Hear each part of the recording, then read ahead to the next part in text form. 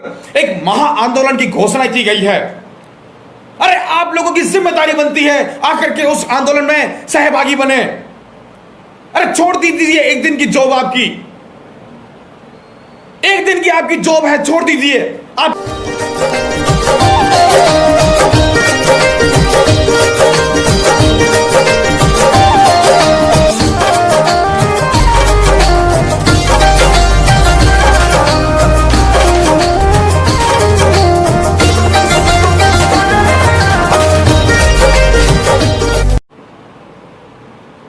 अरे कद जागोगा, कोई जगाने नहीं आएगा तुम्हें।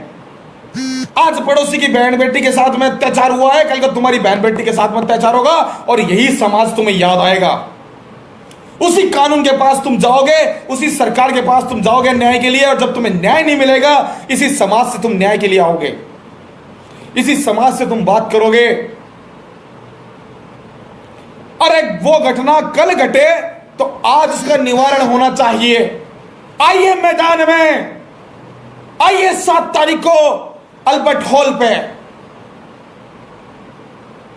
लेते हैं टक्कर सरकार से। देखें कितना दम है सरकार में, दिखा दीजिए अपनी ताकत कि हम लोग किसी से कम नहीं है। आज कोरोना महामारी की आड़ में हमारी बहन बेटियों के साथ में बलात्कार जैसी घटनाएं हो रही है, हम लोग चुप नहीं बैठेंगे। हमारी बहन बेटी की आबरू लूटी जा रही है, हम लोग चुप नहीं बैठेंगे। अरे आप अपने भाई होने का फर्ज अदा कीजिए, अपने बाप होने का फर्ज अदा कीजिए, अपने पति होने का फर्ज अदा कीजिए। और महिलाओं से खास तौर से कहना चाहूंगा, अरे वो आपकी भी बहनें हैं, महिलाओं से कहना चाहूंगा आपकी भी बेटियां हैं। तो आइए सड़कों पे इस तानाशाही सरकार के खिलाफ चैलेंज दीजिए और आइए इससे टक्कर लेते हैं। महिलाएं जागिए, आज शोषण हो रहा है महिलाओं के साथ में, हमारी बहन बेटियों के साथ में, बच्चियों के साथ में। अरे 3-3 साल की, 5-5 साल की बच्चियों को नहीं छोड़ते, 3-3 साल की, 5-5 साल की बच्चियों को नहीं छोड़ते। बहुत सारी घटनाएं राजस्थान में देखी गई है, भारत देश में देखी गई है। क्या हमारे लोगों का ज़मीर इतना मर गया है कि हम हमारी बहन बेटियों के लिए आवाज नहीं उठा सकते? इतना मर गया है कि हम लोगों का जो ज़मीर है। अरे इंसानियत, मानवता नाम की भी कोई चीज है। साथियों शेयर करते रहें, आप लोग शेयर नहीं कर रहे, आपके सभी ग्रुपों में शेयर करते रहें और साथ ही जुड़ते रहें। दर्द है सीने में, इसलिए आप सभी के सामने लाइव हूं और अपनी जो दर्द है वो दर्द आपके सामने रख रहा हूं।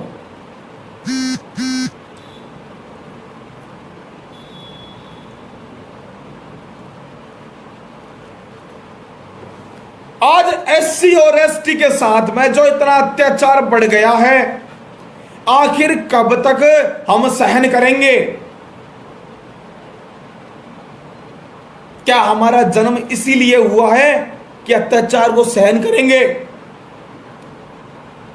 इन लोगों ने, इन मनुवादी ताकतों ने, इन मनुवादी लोगों ने, ये ब्राह्मणवादी जो लोग हैं, इन्होंने ये सोच लिया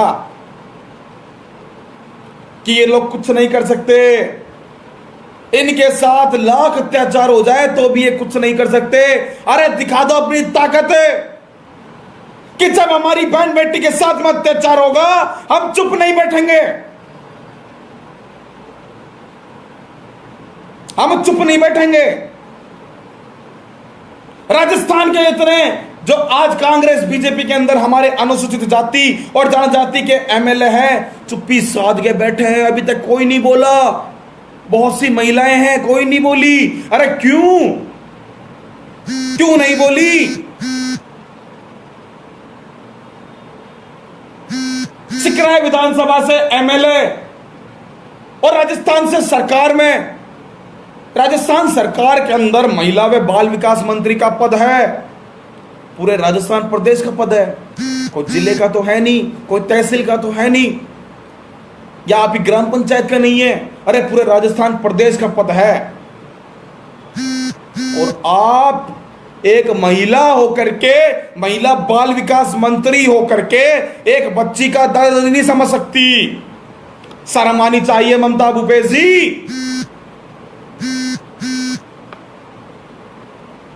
और समाज के जो गद्दार, जो कैबिनेट मंत्री या जो अन्य जो एमपी जो बैठे हैं कहां, संसद में,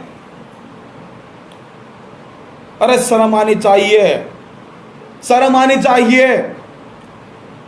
और उससे ज्यादा शर्म आनी चाहिए हमारे लोगों को जो इनको वोट दे करके जिता करके इनको भेजते हैं। अरे जब तुम्हारे मोहल्ले में वोट मांगने आए, इनका मुंह काला करके गधे पे बिठा करके इनकी रैली निकाल देनी चाहिए। बंद करो इनको वोट देने। इन जैसों को वोट देने की वजह से आज हमारे समाज का शोषण हो रहा है और ये लोग चुप्पी साध के बैठे हैं। आखिर कब जागेंगे हम लोग? क्यों हम लोगों ने अभी तक वोट देना नहीं सीखा?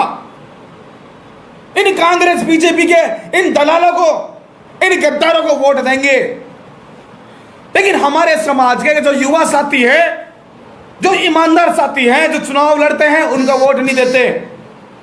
फिर जब अत्याचार होता है तो ये विधायक, ये सांसद कोई काम नहीं आता है। वही समाज के साथी जो धरातल पे काम कर रहे हैं वो लोग काम आते हैं, उनसे मदद मांगते हैं। जिनकी सरकार है वो चुप्पी साध के बैठे हैं, जिनकी सरकार है वो चुप्पी साध के बैठे हैं। अरे क्यों नहीं सीखते हम लोग और क्यों नहीं सुधरते हम लोग? वोट देना बंद करो इन लोगों को।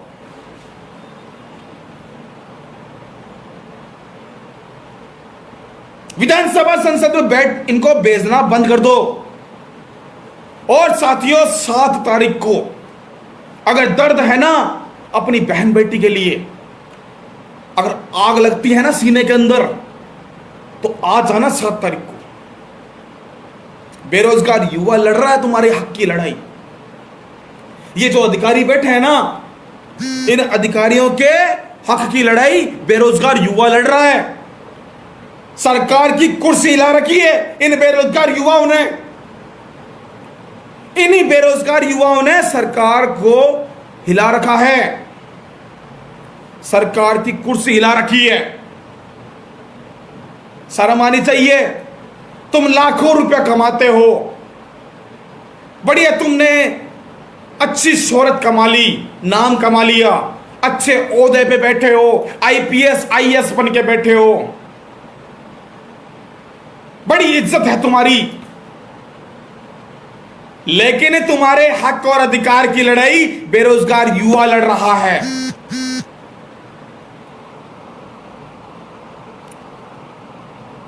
ये शेरा जो लिख रहा है कि भाई जातिवाद को बढ़ावा दे रहा है, अरे तेरी बहन के साथ में अगर ऐसी घटना घटित होती तो तू ये बात करता क्या? बात करता है? तेरी बहन बेटी के साथ में ये घटना घटित होती तो इतनी बात करता कि तू रोटी मिल रही है आराम से खा ले,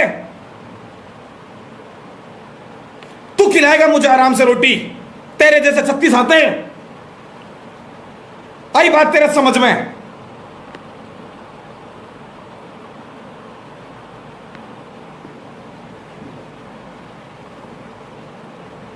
साथियों, अगर दर्द है सीने में आपके, अगर आग है आपके सीने में, तो 7 तारीख को जयपुर के अंदर अल्बर्ट हॉल रामनिवास बाग आ जाइएगा। मत भूलिए कि जो बेरोजगार युवा है वो सरकार को चैलेंज दे करके और सरकार से बगावत कर बैठा है। आज मैं आपका भाई रवि कुमार मेघवाल नावा के अंदर आंदोलन किया 2 दिन तक। हनुमान मेघवाल हत्याकांड हुआ था, उस प्रकरण के अंदर 2 दिन तक लाश नहीं उठाई हम लोगों ने। भीमसेना के हमारे अनिल तिर्दिया जी, भाई हमारे राजेंद्र अंबेडकर जी, और भी तमाम सामाजिक कार्यकर्ता हमारे साथ में मौजूद रहे, कंधे से कंधा मिला करके परिवार के साथ में खड़े रहे। साथियों, शेयर करते रहे इस लाइव वीडियो को। जहां बैठे हैं वहीं बैठे बैठे इस लाइव वीडियो को आपके ग्रुप पर शेयर करते रहे। लोगों का ज़मीर जगना चाहिए, उनको जिंदा होने का एहसास होना चाहिए, उन मुर्दों में जान आ जाए, ऐसा होना चाहिए। उस नावा प्रकरण के अंदर हम लोग 2 दिन तक सरकार की छत्ती के ऊपर बैठे रहे। जो जमीन का जो मसला था, जमीन का विवाद था, जो अतिक्रमण का जो मामला था, पिछले कई सालों से सरकार के संज्ञान में था, लेकिन सरकार ने उसको अनसुना कर दिया। अगर सरकार उस समय सुन लेती, सरकार उस समय सुन लेती, उस पर कार्यवाही कर लेती, उस पर एक्शन ले लेती, तो आज हनुमान मेघवाल जी की हत्या नहीं होती।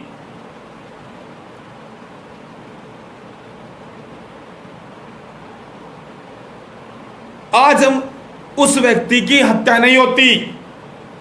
लेकिन सरकार का तानाशाही रवैया देखिए। अरे जिसके घर में जिसका बाप गया है उसके बच्चों से पूछो, जिसके घर में जिस महिला का पति गया है उसकी उस महिला से पूछो, उसकी पत्नी से पूछो, उस घर में पूछो कि क्या हालत है।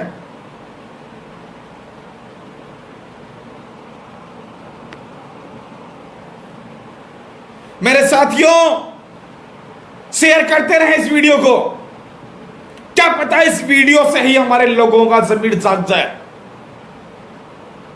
बाबा साहेब के नाम से हजारों संगठन बना रखे हैं। अरे आ जाना 7 तारीख को, अगर दर्द है सीने में तो आ जाना और दिखाना अपनी ताकत। एक संगठन में होकर के इस सरकार के खिलाफ एक दिन की ड्यूटी छोड़ देना।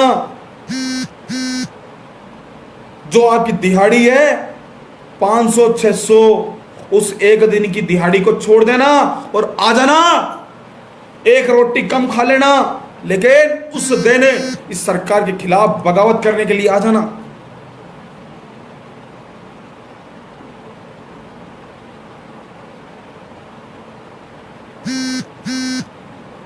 आप एक मुर्गे की वो एक कहानी है कि एक पिंजरा होता है जो कसाई होता है। कसाई 10-15 मुर्गों में से एक मुर्गा निकालता है उसको काटने के लिए, और बाकी जो मुर्गे होते हैं वो देख करके खुश होते हैं। अरे मुर्गे, उन मुर्गों को यह देखना चाहिए अगला नंबर उनका है। सेम वही स्थिति आप लोगों के साथ है, सेम वही स्थिति आप लोगों के साथ में है। आज उस बहन बेटी के साथ में अत्याचार हुआ है, कल को आपकी बहन बेटी के साथ में अत्याचार हो सकता है। मत भूलिए अगला नंबर आपका है, मत भूलिए।